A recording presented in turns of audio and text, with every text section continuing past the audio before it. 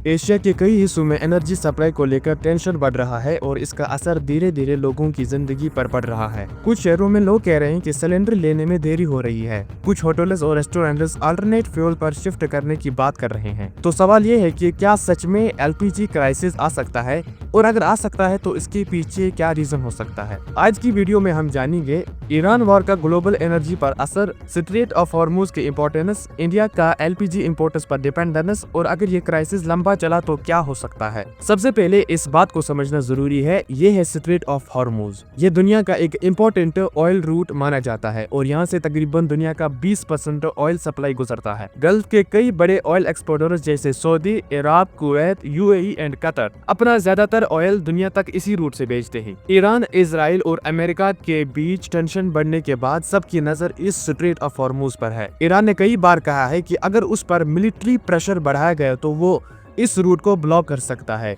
और इस रूट के ब्लॉक होने के बाद शिपिंग कंपनीज पर एक बहुत बड़ा बुरा असर पड़ सकता है, क्योंकि मिसाइल्स, ड्रोन्स, नेवल माइनस जैसे खतरे मौजूद हो सकते हैं। इसी वजह से कई शिपिंग कंपनीज कॉन्फ्लिक्ट जोन्स में जाने से बचती हैं। इंडिया के लिए ये सिचुएशन इसलिए इम्पोर्टेंट है क्योंकि इंडिया अपनी एनर्जी का बड़ा हिस्सा इंपोर्ट करता है। एलपीजी यानी कुकिंग गैस का एक सिग्निफिकेंट पार्ट भी बाहर से आता है। अगर ग्लोबल सप्लाई चेन डिस्टर्ब हो जाए तो उसका असर कई सेक्टर्स पर पड़ सकता है। रेस्टोरेंट्स, होटल्स, ट्रांसपोर्ट और हाउस होल्डर्स सप्लाई कम होने से प्राइसेस बढ़ सकते हैं। ऐसी सिचुएशन में गवर्नमेंट इमरजेंसी मेजर्स भी लेते हैं।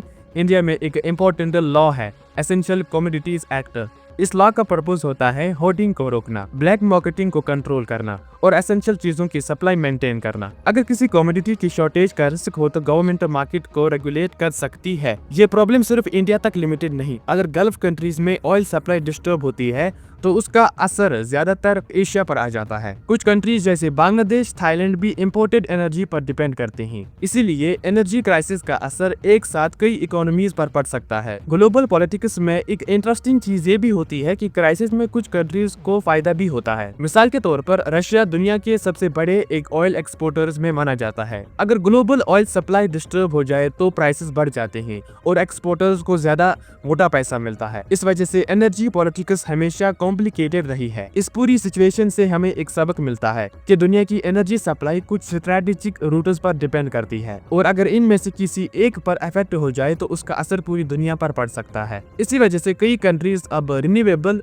सोलर और विंड एनर्जी पर ज्यादा इन्वेस्ट कर रही हैं। अगर गल्फ टेंशन्स कम हो जाती हैं तो एनर्जी मार्केट जल्दी स्टेबल हो सकती है, लेकिन अगर कॉन्फ्लिक्ट लंबा रहा तो ऑयल प्राइसेस बढ़ सकते हैं, गैस महंगी हो सकती है और ग्लोबल इकोनॉमी पर प्रेशर आ सकता है। इसलिए दुनिया भर की नजर इस वक्त गल्फ रीजन पर लगी हुई है, क्योंकि कहीं भी दूर चलने वाली वॉर अक्सर लोगों के किचन पर भारी पड़ जाती है। वीडियो पसंद आई हो तो लाइक, शेयर और सब्सक्राइब जरूर करें। I will see you in the next time. Thank you.